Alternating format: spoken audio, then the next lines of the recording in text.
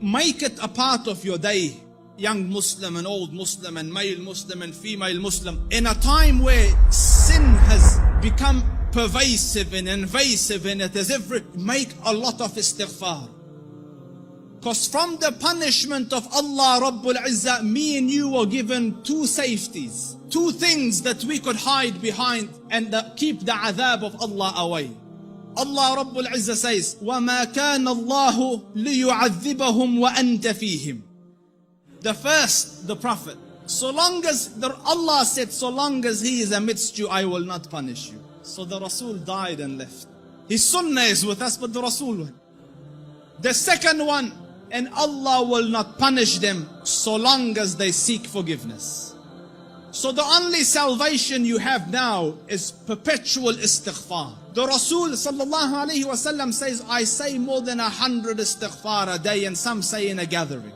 Busy yourselves with istighfar. Astaghfirullah al-azim. Oh Allah, forgive me. Oh Allah, forgive. Astaghfirullah. Perpetual, make it a habit. And wallahi, Allah will open all the doors of goodness upon you.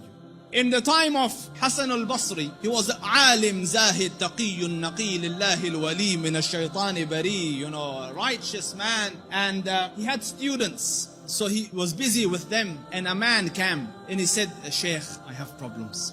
So he goes, what's your problem? So he goes, there's no rain in our land. Drought has come. Give me something to do. So he said, increase the saying of istighfar. So he thanked him and went. The other man came. Sheikh, poverty has struck us. There's no income, no money. So he said, say istighfar, increase the saying of istighfar. And his students are watching. Third person came. Sheikh, I can't have children. So increase the saying of istighfar. So the students look at the Sheikh, every person came with whatever sickness, you have one medication, just injecting everyone the same thing. What's going on? So the Sheikh said, it's from the Quran. فَقُلْتُ اسْتَغْفِرُوا رَبَّكُمْ إِنَّهُ كَانَ غَفَّارًا يُرْسِلِ السَّمَاءَ عَلَيْكُمْ مِدْرَارًا وَيُمْدِدْكُمْ بِأَمْوَالٍ وَبَنِينَ وَيَجْعَلْ لَكُمْ جَنَّاتٍ وَيَجْعَلْ لَكُمْ أَنْهَارًا.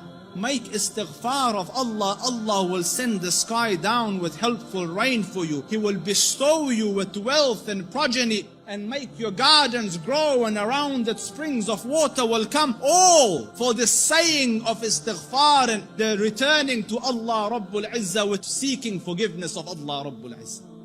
Make istighfar, Muslims. Amidst the scholars of the past, one of the famous ones is Ahmad Ibn Hanbal. They call him the Imam of Ahlul Sunnah. And such a giant of an Imam, some of the people in his madhab say that no one served the religion after Abu Bakr radiallahu anhu more than Ahmad ibn Hanbal. Because just in the days of Mihna, for years he took imprisonment and house arrest, but he would not budge on his stance on the deen. So his fame and repute extended across the Muslim land. Everyone knew him, but there was no selfies in those days, you couldn't share a picture. So no one knew. Few people around him and his students and Ahlul Ilm knew what the Shaykh looked like. Most people hadn't seen him, but they had heard about him. So Imam Ahmad went on a travel from his city to another city. And when he reached that city, night befell him. He was in a masjid. And he was trying to sleep in the masjid because in those days there was no hotels and things. So the guard came and he said, get out of the masjid. So he said, listen, I'm a traveler. I don't have anywhere to go. I will just be here till tomorrow and then I will be on my way. So he said, no, get out. So the Shaykh went and sat outside the door. Can you imagine? This was a man, who, when he used to walk, hundreds would be walking with him and they would kiss his head and hold his books. Imam Ahmad was Imam Ahmad. Now he's sitting at the door of the masjid. So he looks at him and goes, didn't I tell you to go? He goes, I'm outside. He goes, no, get out. So he said, listen, it's just... So he said he held the Imam from his leg and dragged him onto the street. Imam Ahmad. And the Shaykh, subhanallah, And when he's landed in the middle of the road, across the road was a baker, the one that makes bread. So the baker saw him and he goes, listen, he sees in him signs of piety and taqwa. So he goes, come here and sleep in my bakery, and I'm making the dough all night and fixing the bread, because people will come at Fajr to buy, but you sleep here as I'm doing my work. So the Imam thanked him and went and lied down, but he's watching him, that every time he makes the dough, he says, astaghfirullah, astaghfirullah, astaghfirullah. And as he's making astaghfirullah, astaghfirullah. So all night he saw this man, istighfar, istighfar, istighfar. So He went to him, he goes, for how long have you been on this practice? For how long have you been practicing this? So he said, for a long time now. So he said, for how long? He said, for a long time. So he goes, have you seen any benefits? Because no one can be so consistent and perpetual on zikr and on istighfar and Allah not grant him some favor. So he goes, I've realized that whatever dua I ask, Allah grants me, except for one dua that he hasn't accepted. So he said, what dua was this? He said, I prayed that, Ya Rab, let me see Imam Ahmad Ibn Hanbal, and so far I haven't seen him. So the Shaykh said, he goes, Subhanallah, he dragged me by my feet to come into your bakery.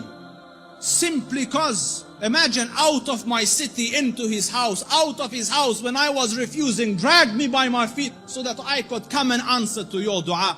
فقلت استغفروا ربكم إنه كان غفارا يرسل السماء عليكم مدرارا ويمددكم بأموال وبنين ويجعل لكم جنات ويجعل لكم أنهارا. My dear brothers, turn to Allah Rabbul Izzah. Wallahi, I don't say this as a nice to say, but all of the problems to all your answers is Allah Rabbul Izzah. Your refuge from every difficulty is Allah Rabbul Izzah. Turn to Him with it. Wallahi, turn once to Allah Rabbul Izzah, and you will find your Lord more merciful and more accommodating and more accepting than the kindest of the kind of this world.